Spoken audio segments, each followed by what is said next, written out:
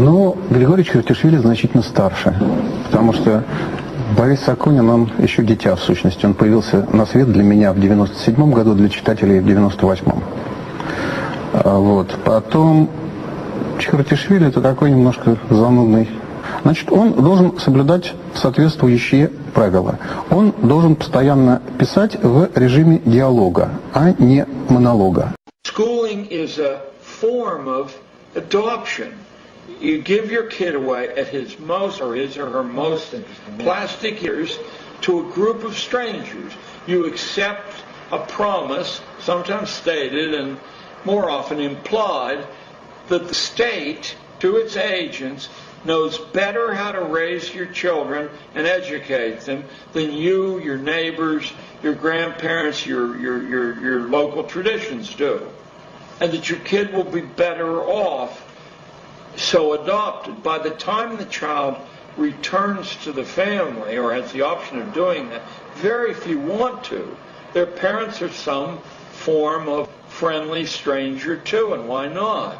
In the key hours of growing up, strangers have reared the kid. Now let's look at the strangers, of which you were one and I was one. Regardless of our good feeling toward children, regardless of our individual talents or intelligence, we have so little time each day with each of these kids, we can't possibly know enough vital information about that particular kid to tailor a set of exercises to that kid. Oh, some of us, will try more than others, but there simply isn't any time to do it to a significant degree. So what we do is accept, and of course if we don't accept this, we're fired or harassed. We accept a state's prescription that's written in manuals. You do this first, and this second, and this third, and here you have a little latitude to talk to the kids. And the way the state checks on whether you've followed that diet is there's standardized tests given at intervals.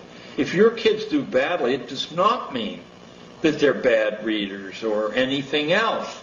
It means that they haven't been obedient to the drills the state set down, and they're marked for further treatment later on, or they're marked to be excluded from responsible jobs. Horace, the Roman essayist, talked about in several of his essays. He said, the master creates the lessons.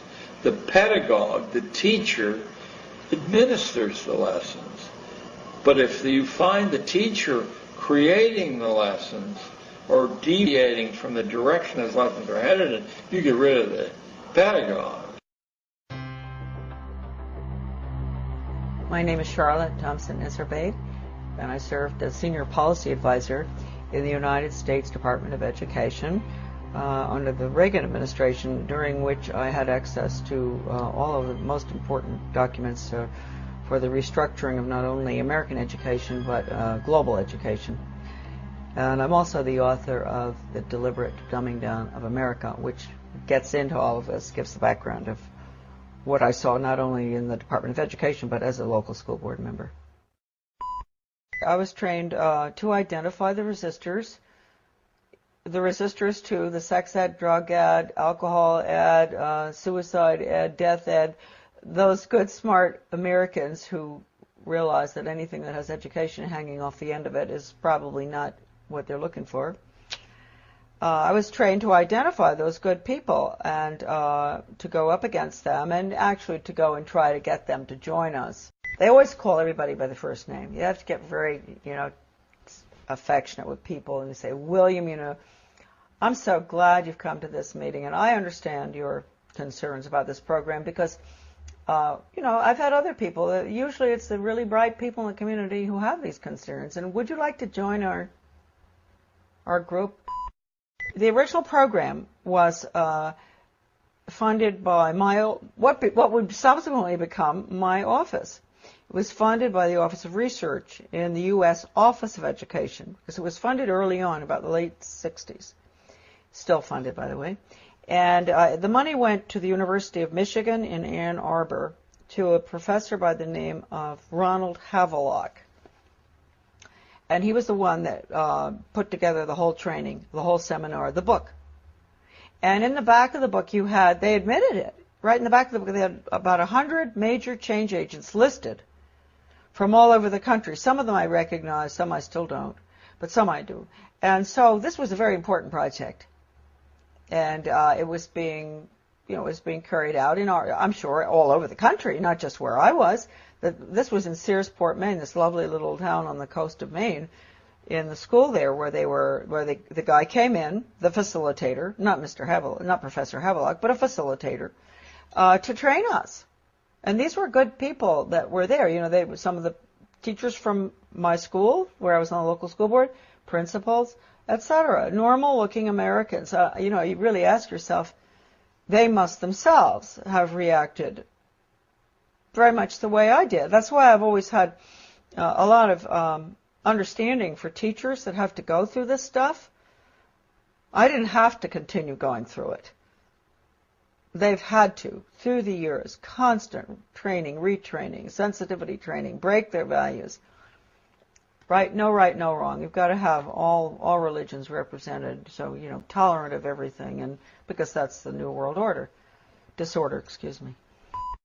Professor Benjamin Bloom is probably the most important behavioral psychologist ever to live. I mean, maybe not quite as much as Pavlov and Skinner, but he really implemented the system in education in the United States. And he was the author of the taxonomy of educational objectives. And I know that doesn't mean much to us. It means a lot to teachers. They know. All teachers have to go through that, Bloom's taxonomy. And just to give you an idea of how blatant they are, Benjamin Bloom said the purpose of education, and I often say this to parents, really, listen to this.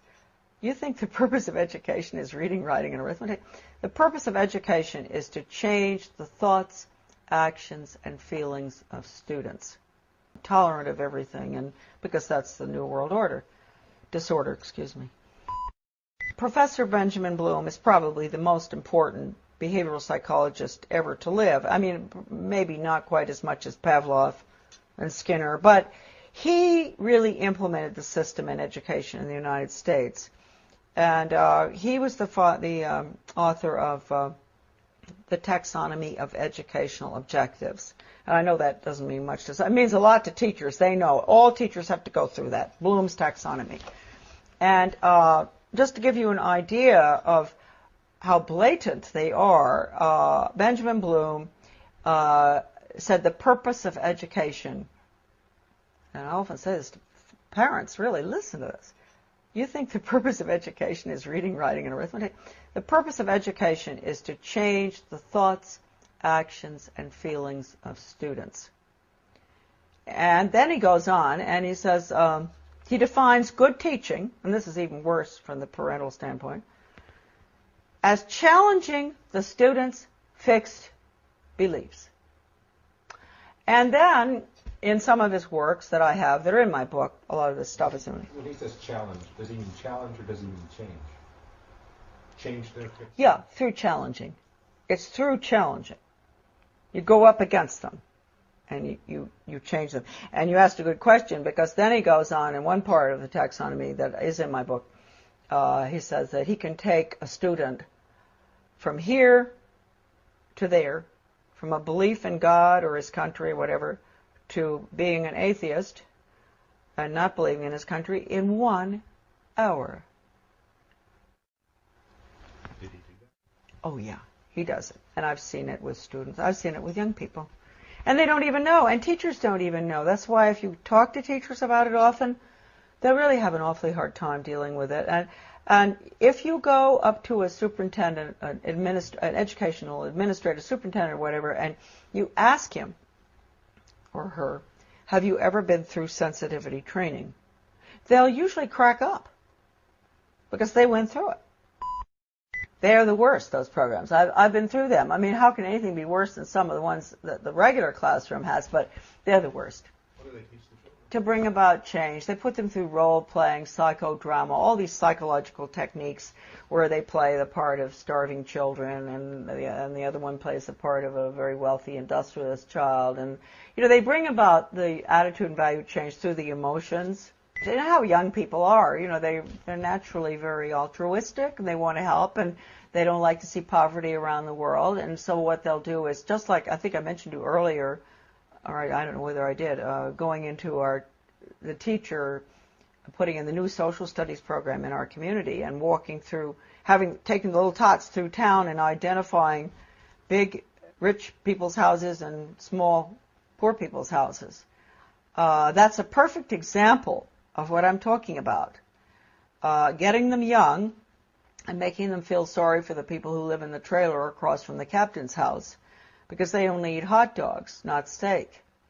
And then they'll do the same thing with Ethiopia or wherever, some third world country, showing them the children dying, and then they'll show pictures of our affluence. And what do you eat for breakfast? Oh, you have eggs and bacon and cereal and orange juice and grapefruit and everything. Yum, yum, yum. Do you really think it's fair? Common unity. That's what we call it, common unity. It is no role for the individual in the community, and for everything that goes on in the Soviet Union, or communism, is based on the community, the commune.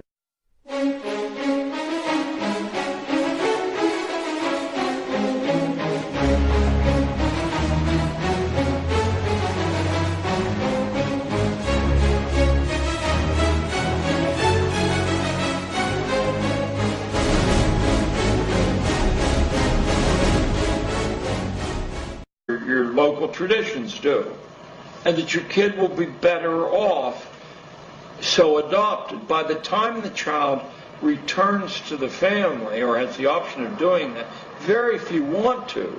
Their parents are some form of friendly stranger to strangers. You accept a promise, sometimes stated and more often implied, that the state, to its agents, knows better how to raise your children and educate them than you, your neighbors, your grandparents, and why not? In the key hours of growing up, strangers have reared the kid. Now let's look at the strangers, of which you were one and I was one. Regardless of our good feeling toward children, regardless of our individual talent. Но Григорий Чертишвили значительно старше, потому что Борис Акунин, он еще дитя в сущности. Он появился на свет для меня в 97 году, для читателей в 98-м. Вот. Потом Чертишвили — это такой немножко занудный. Значит, он должен соблюдать соответствующие правила. Он должен постоянно писать в режиме диалога, а не монолога. Schooling is a form of adoption. You give your kid away at his or her most plastic years to a group